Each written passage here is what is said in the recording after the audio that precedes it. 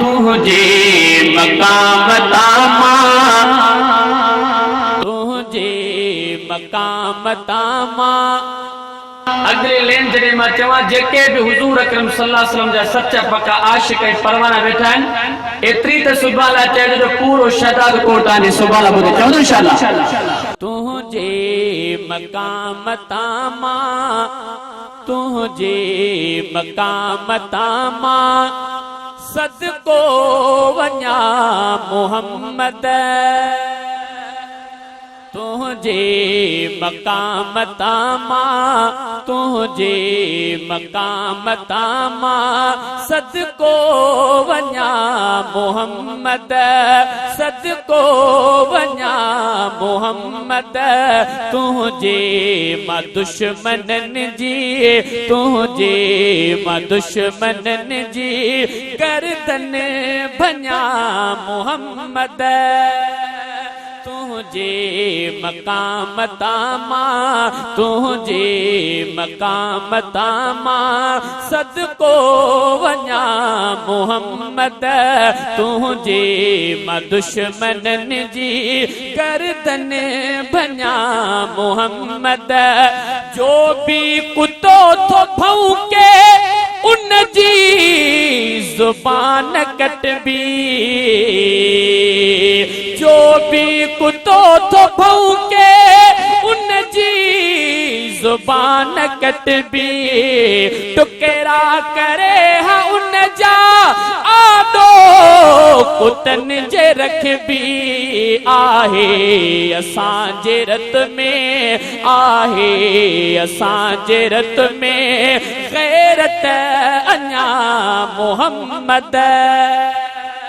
आहे असांजे रत में, आहे असांजे रत में गैरत अञा मोहम्मद, गैरत अञा मोहम्मद। तुझे मां दुश्मननि जी गर्दन भञा मोहम्मद। तुझे मकाम तामा, सदको वञा मोहम्मद।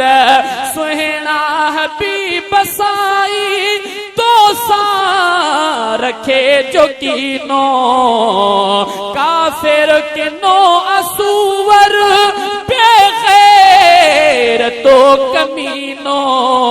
सुहिणा हबीब साईं तो सा रखे जो कीनो, काफिर किनो असूवर बेगैर तो कमीनो।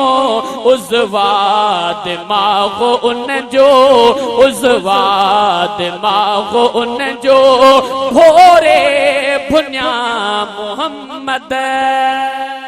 उज़वा दिमाग़ो उन जो, उज़वा दिमाग़ो उन जो भोरे भुन्या मोहम्मद, भोरे भुन्या मोहम्मद। तुझे मकाम तामा, सदको वञा मोहम्मद। अन्या सुबाला जोर से चवणे ने मिसरे ते ताकि पूरो जिलो कंबर शहदाद कोट बुधे जेके भी हुजूर अकरम सल्लल्लाहु अलैहि वसल्लम जे खत्म नबुवत जा मुनकरान वो भी तां जो आवाज बुधन चवंदो इंशाअल्लाह। ओ गाजी थिया मुजाहिद ऐया मिले शहादत, गाजी थिया मुजाहिद ऐया मिले शहादत। हर हाल में असाले आहे वडी सआदत।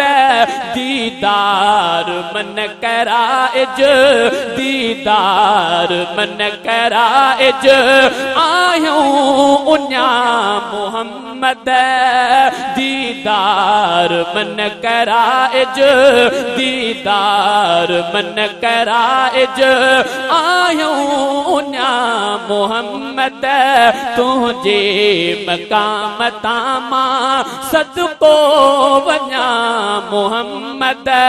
तू आ असां जो साईं, तुझे वकार ख़ातिर अल्ताफ भी कंदो पियो